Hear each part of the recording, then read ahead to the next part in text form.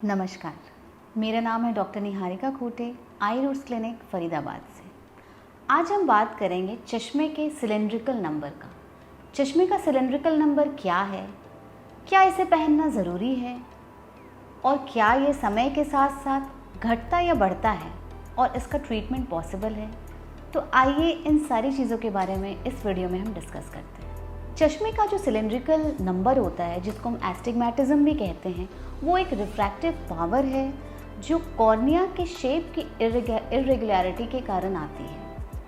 Cornea का shape अगर spherical नहीं है, वो इर्रेगुलर है, तो चश्मे का सिलेंड्रिकल नंबर आता है।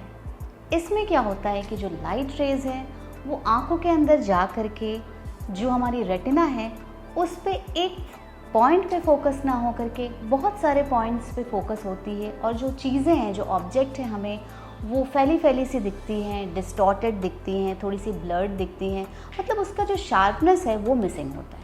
तो क्या चश्मा लगाना ज़रूरी है सिलेंड्रिकल एरर अगर हो तो?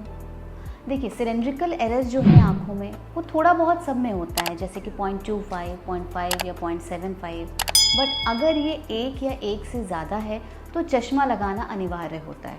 वो इसीलिए क्योंकि आँखों में दर्द, सिर में दर्द, आँखों में लाली आना और बहुत तरह के सिम्टम्स होते हैं। विजन भी थोड़ा डिस्टॉर्टेड रहता है, स्पेशली जो स्क्रीन टाइम जिनका ज़्यादा है, जो लैपटॉप वगैरह पे काम करते हैं, उनको बहुत ज़्यादा आई स्ट्रेन और हेडेक हो सकती है।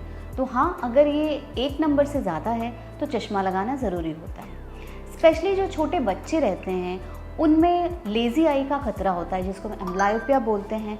तो अगर बच्चों में यूजुअली 0.75 या 1 तक भी अगर है तो हम अवॉइड करते हैं चश्मा देना, लेकिन अगर उससे ज़्यादा है, जैसे कि 1.25 या 2.5, 3, 4 अगर है, तो चश्मा देना बहुत ज़रूरी होता है, क्योंकि अगर वो चश्मा ना लगाएं तो लेज़ी आई होने का खतरा रहता है। तो क्या ये सिलेंड्रिकल एरर जो होता है चश्मे का, वो घटता है या बढ़ता है विद टाइम, या इसका ट्रीटमेंट पॉसिबल है? तो जो ये सिलेंड्रिकल एरर होता है वो यूजुअली बाय बर्थ प्रेजेंट होता है, जेनेटिकली प्री डिटरमाइंड होता है, फैमिलियल होता है, फैमिली हिस्ट्री प्रेजेंट होती है। तो यूजुअली ये लेस देन 5 ईयर्स में प्रेजेंट करता है, और जैसे जैसे कॉर्निया की शेप जो है वो 5 ईयर्स तक स्टेबल हो जाती है, तो सिलेंड्रिकल पावर 5 ईयर्स तक बढ़ता है, बट उसके बाद ये कांस्टेंट हो जाता है। उसके बाद ये सिलेंड्रिकल पावर नहीं बढ़ता है और ये घटता भी नहीं है। कुछ डिजीज़ेज़ होते हैं, जैसे कि केराटोकोनस, जिसमें कॉर्निया की जो शेप है वो कॉनिकल होती है। इन केसेस में जो सिलेंड्रिकल नंबर है वो काफ़ी तेज़ी से बढ़ता है। तो इस पॉइंट को आप नोट करें, और लगे कि सिलेंड्रिकल नंबर आपका बढ़ रहा है तो आप डॉक्टर को ज़रूर दिखाएं, और एक पेंटाकैम नाम की टेस्ट होती है जो डॉक्टर एडवाइस करते हैं, उसको करा करके इसका टाइमली डायग्नोसिस होना और टाइमली ट्रीटमेंट होना बहुत ज़रूरी है। एक और चीज़ है जो मैं आपको बताना चाहूँगी कि जो बच्चे होते हैं, जो एलर्जिक होते हैं, आँखों में एलर्जी होती है, वो आँखों को एक्सेसिव रब करते हैं। तो रब करने से भी कॉर्निया की शेप चेंज हो सकती है और आँखों में सिलेंड्रिकल नंबर आ सकता है। तो मेरी पेरेंट्स से ये दरख्वास्त है कि अगर बच्चों में इचिंग की समस्या है, ये बार बार वो आँखों को रब कर रहे हैं, तो डॉक्टर को ज़रूर दिखाएं, और एलर्जी वगैरह की जो ट्रीटमेंट होती है वो टाइमली ज़रूर शुरू करें। तो क्या ये सिलेंड्रिकल एरर को हम ठीक कर सकते हैं, सिलेंड्रिकल पावर को हम ठीक कर सकते हैं? जी हाँ, कर सकते हैं। आप इसके लिए चश्मा लगा सकते हैं और विजन बेटर कर सकते हैं। कॉन्टैक्ट लेंसेज भी हम इसके लिए यूज़ कर सकते हैं। स्पेशल कॉन्टैक्ट लेंसेज होते हैं, टॉरिक कॉन्टैक्ट लेंस, उसको भी यूज़ करके हम अपना विजन इम्प्रूव कर सकते हैं। और क्या लैसिक सर्जरी इस बीमारी के लिए पॉसिबल है?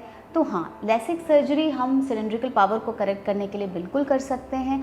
अगर आपकी जो कॉर्निया की शेप है वो बहुत ज़्यादा इरेगुलर नहीं है, उसकी थिकनेस ठीक है, तो हम लैसिक सर्जरी के द्वारा भी सिलेंड्रिकल पावर को हटा सकते हैं।